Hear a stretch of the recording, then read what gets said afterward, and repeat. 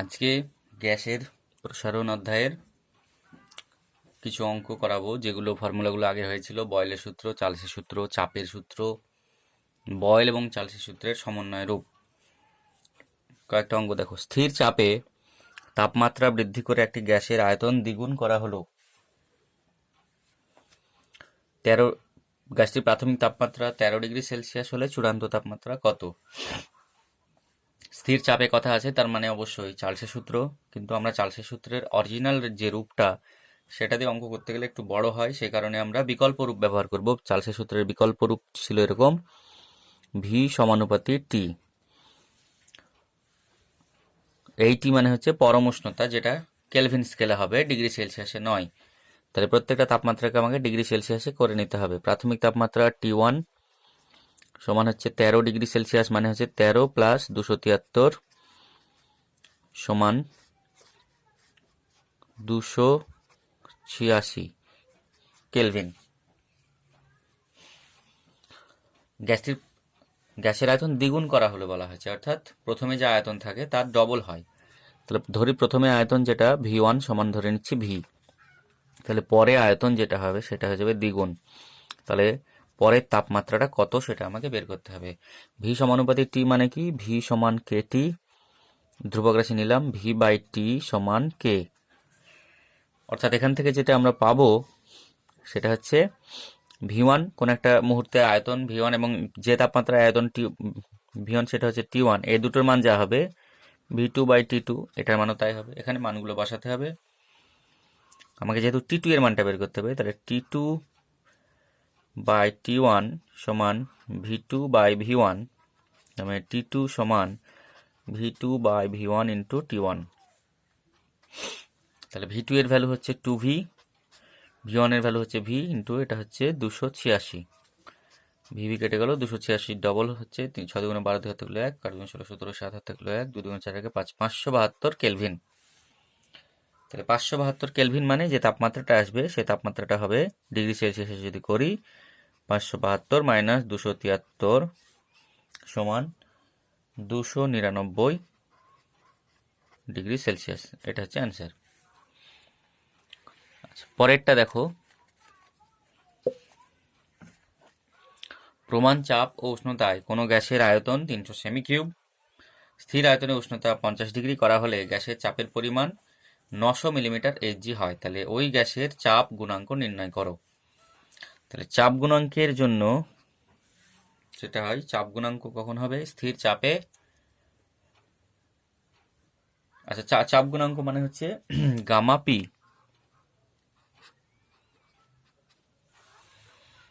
এটার মান ছিল V2 minus V1 by V1 into T2 minus T1। তাহলে মানগুলো যদি আমরা ব্যবহার করি প্রমাণ চাপ ও উষ্ণতায় বলা আছে। প্রমাণ চাপ মানে হচ্ছে সাধারণত মিলিমিটার এইচজিতে যদি চাই, প্রমাণ চাপ মানে স্ট্যান্ডার্ড যেটা, সেটা হচ্ছে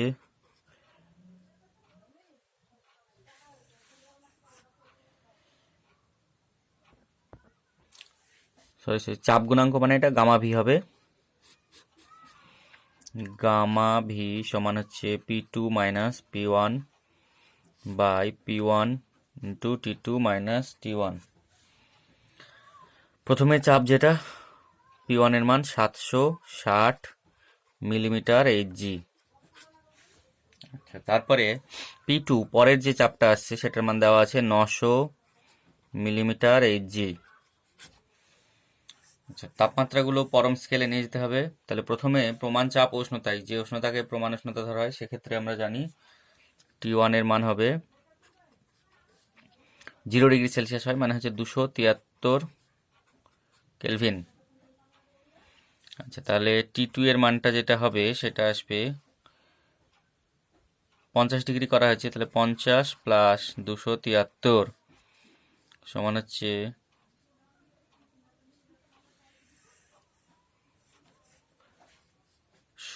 3 7 5 12 2 হাতে গেলো 323 কেলভিন। তাহলে মানগুলো যদি আমরা এবারে বসাই, তাহলে গামা ভি এর যে মানটা আসবে 900 মাইনাস 760 বাই 760 ইন্টু 323 মাইনাস 273। আচ্ছা, এবার এখানে মিলিমিটার এইচজিগুলো দিয়ে দিলাম। এই 760-এর পরেও মিলিমিটার এইচজি আসবে একটা, আর এখানে আসবে কেলভিন। এই মিলিমিটার এইচজি কেটে যাবে। 900 মাইনাস 760 বিয়োগ করলে যেটা আসবে 140 বাই 760 ইন্টু নিচেই 50। এবার যেহেতু মিলিমিটার এইচজি কেটে গেছে, তাহলে কেলভিন ইনভার্স হচ্ছে। শূন্যগুলো কেটে দিলাম। তাহলে যে মানটা দাঁড়াবে সেটা হচ্ছে 0.00368 কেলভিন ইনভার্স। বা আমরা এখানে যদি ডিগ্রি সেলসিয়াসে নিতাম একই মান আসতো, শুধু এককটা ডিগ্রি সেলসিয়াস করে দিলে হতো।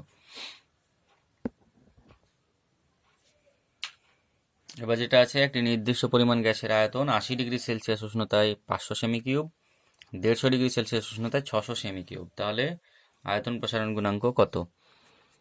আয়তন গুণাঙ্ক যেটা গামা পি দিয়ে লিখতে হয়, সেটা হচ্ছে V2 minus V1 by V1 into T2 minus T1। মানগুলো সরাসরি বসিয়ে দিতে পারি আমি। প্রথমে 600,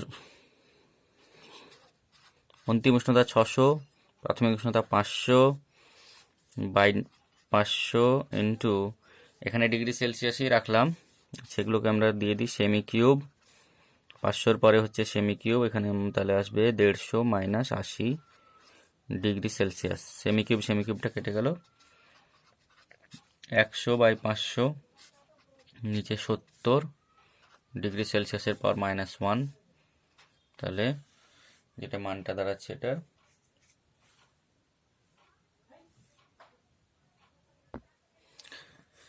একটা জিনিস বলার, যে এখানে চাপ গুণাঙ্ক বা আয়তন প্রসারণ গুণাঙ্ক যেগুলো আছে, সেইগুলো ক্ষেত্রে সবসময় ফর্মুলা যেটাতে হয়, আমরা চার্লসের সূত্র বা চাপের সূত্র থেকে এগুলো বানানো হয়েছে। ফলে এই V2 V1 এগুলো লেখা হবে না। কেন হবে না? কারণ 0 ডিগ্রি সেলসিয়াস উষ্ণতার ক্ষেত্রে 0 ডিগ্রি থেকে 1 ডিগ্রি সেলসিয়াস বাড়লে 0 ডিগ্রি সেলসিয়াস উষ্ণতার আয়তন, যেমন চার্লসের সূত্রে আছে যে 1 ডিগ্রি সেলসিয়াস উষ্ণতা বাড়ালে আয়তনটা 0 ডিগ্রি সেলসিয়াস উষ্ণতায় যে আয়তন আছে তার 1/273 অংশ বাড়ে।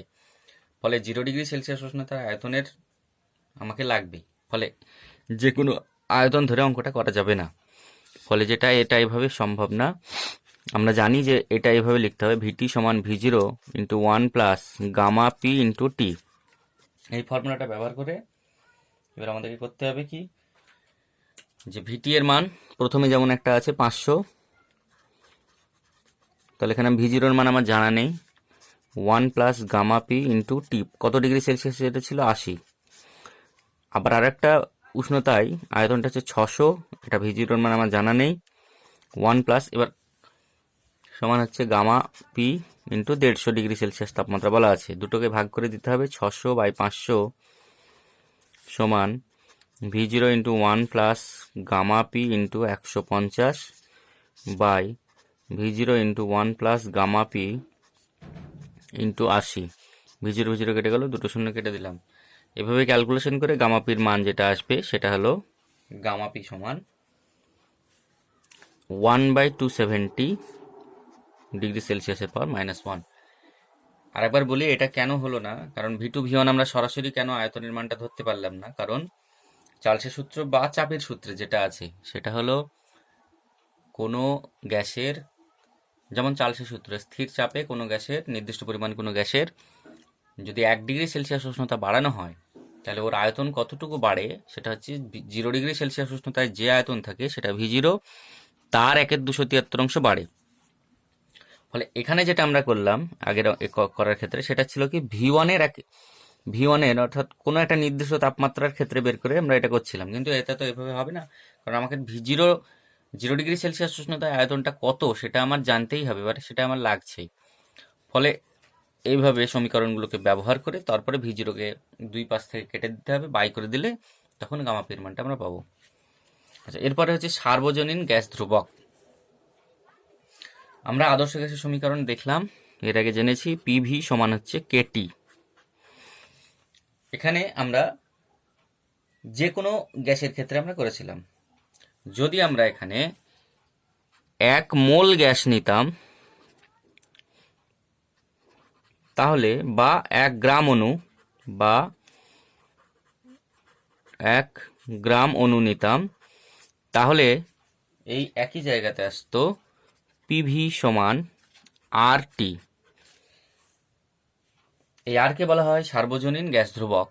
আরটা হচ্ছে সার্বজনীন গ্যাস ধ্রুবক আর, বা মোলার গ্যাস ধ্রুবকও বলা হয়। যদি আমরা 1 মোল গ্যাস নিই, 1 মোল গ্যাস বলতে যেমন কি অক্সিজেনের ক্ষেত্রে অক্সিজেনের আণবিক ভর হচ্ছে 32, সুতরাং 1 মোল অক্সিজেন গ্যাস মানে হচ্ছে 32 গ্রাম।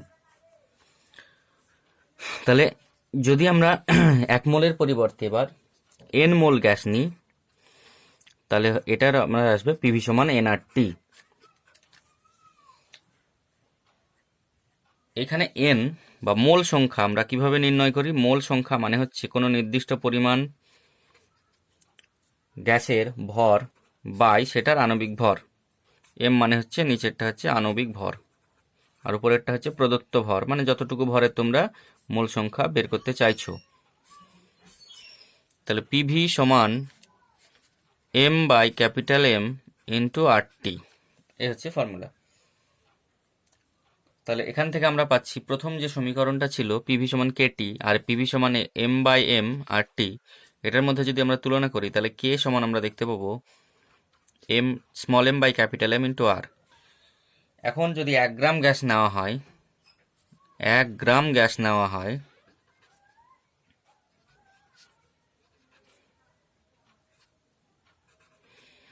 তাহলে এম এর ভ্যালু হয়ে যাবে 1, সুতরাং কে এর মান যেটা দাঁড়াবে আর বাই এম, অর্থাৎ মোলার গ্যাস ধ্রুবক বা সার্বজনীন গ্যাস ধ্রুবক বাই আণবিক ভর। এই কে রাশিটাকে বলা হয় এই আর বাই এম, অর্থাৎ এটাকে আবার আর একটা ছোট আর দিয়ে চিহ্নিত করা হয়। এই ছোট আর কে বলা হচ্ছে আপেক্ষিক গ্যাস ধ্রুবক।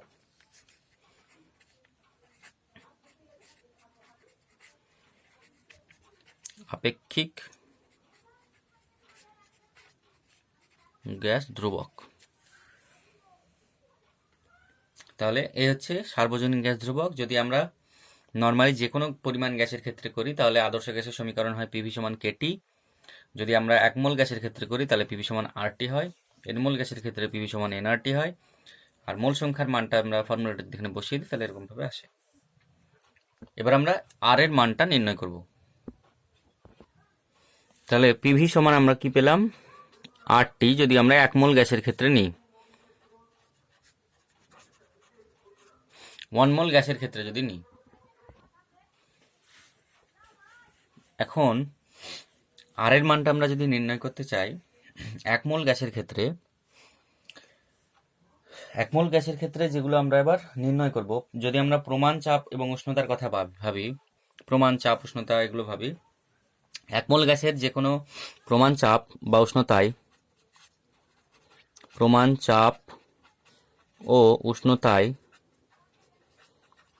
1 মোল গ্যাসের আয়তন কতটুকু হয়? 1 মোল যে কোনো গ্যাসের আয়তন হয়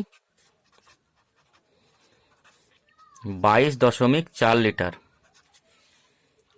এবং প্রমাণ চাপ বলতে কত তাপমাত্রাকে বোঝাচ্ছে? প্রমাণ চাপ বলতে সাধারণত 1 এটিএম চাপকে বোঝায়। 1 এটিএম মানে হচ্ছে 1.013 ইন্টু 10⁶ ডাইন পার সেমি স্কোয়ার। তাপমাত্রার মান যেটা দাঁড়ায় টি, সেটা আমরা জানি 0 ডিগ্রি সেলসিয়াস মানে হচ্ছে 0 + 273 সমান হচ্ছে 273 কেলভিন। আয়তনের মানটা আমরা জানি 22.4 লিটার। এবার লিটারকে আমাকে নিয়ে আসতে হবে অন্য এককে। 1 লিটার মানে আমরা জানি 22.4 ইন্টু 1000 সেমি কিউব। এই মানগুলো যদি আমরা বসাই তাহলে আর সমান হচ্ছে পিভি বাই টি সমান, পি এর মান হচ্ছে 1.013 ইন্টু 10⁶ ইন্টু ভি এর মান হচ্ছে 22.4 ইন্টু 1000 বাই টি এর মান হচ্ছে 273। তাহলে যে মানটা আসে সেটা হচ্ছে 8.314 ইন্টু 10⁻⁷। এখন এখানে দেখার মতন বিষয় হচ্ছে যে এককগুলো কি ছিল। তাহলে প্রথমে চাপের একক ছিল, চাপের একক কি ছিল, ডাইন ইন্টু সেন্টিমিটারের পাওয়ার -2। তারপরে আয়তন ছিল সেন্টিমিটারের কিউব।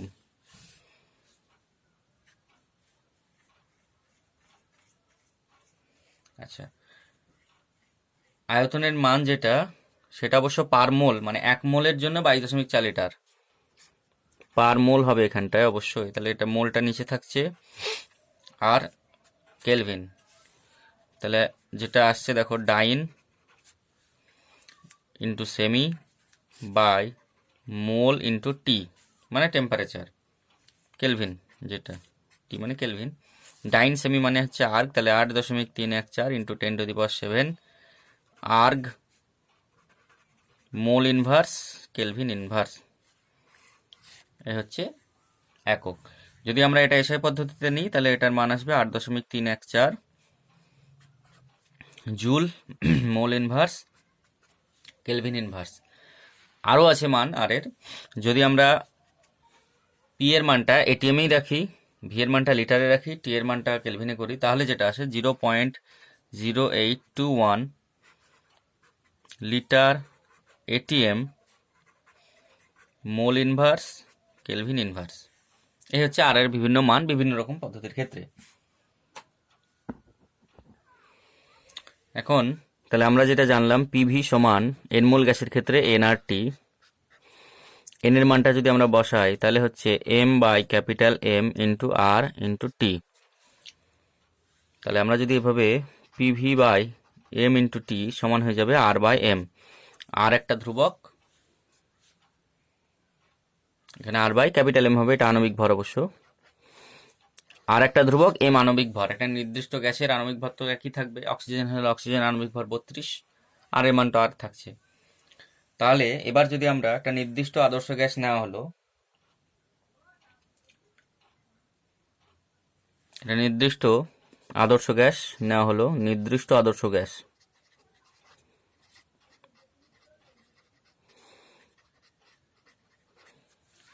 এখন ওই গ্যাসের ভর m1, উষ্ণতা T1, ওই অবস্থায় আয়তন যদি V1 এবং ঘনত্ব যদি ρ1 হয়, ঠিক একই রকমভাবে ওই গ্যাসের নির্দিষ্ট পরিমাণ গ্যাসের ভর যদি আমি m2 করি এবং কোন একটা তাপমাত্রা T2 হয়, তখন আয়তন যদি V2 হয় এবং ঘনত্ব যদি ρ2 হয়, তাহলে V1 সমান আমরা জানি m1 বাই ρ1, V2 সমান আমরা জানি m2 বাই ρ2।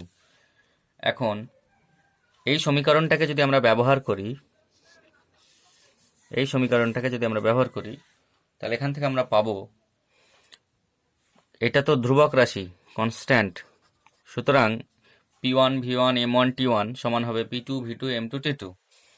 তাহলে P1 V1 by M1 T1 সমান হবে P2 V2 by M2 T2। এখন M1 বাই V1 মানে ρ1, তাহলে এখানে হয়ে যাবে P1 বাই ρ1 T1 সমান P2 বাই ρ2 T2। অতএব এখান থেকে আসছে P বাই ρT সমান ধ্রুবক, যেমন আমরা এটাতে লিখলাম যে এটা যদি ধ্রুবক রাশি হয় তাহলে দুটো সমীকরণ আলাদা আলাদা করা হয়, কিন্তু আলাদা আলাদা হলেও একটাকে ধ্রুবক হবে। এখন এখান থেকে যেটা পাবো সেটা হলো 1 নম্বর পয়েন্ট, যদি আমরা চাপকে স্থির করি, যদি চাপ স্থির করি তাহলে ρT সমান হচ্ছে ধ্রুবক, অতএব ρ সমানুপাতি তাহলে হবে 1/T। অর্থাৎ তাপমাত্রা যদি বাড়ে তাহলে গ্যাসের ঘনত্ব সাধারণত চাপ স্থির রেখে যদি তাপমাত্রা বাড়ানো হয় তাহলে গ্যাসের ঘনত্ব তার পরম উষ্ণতার ব্যস্তানুপাতিক। এটা একটা পেলাম। 2 নম্বর, যদি আমরা উষ্ণতাকে স্থির রাখি, উষ্ণতা স্থির,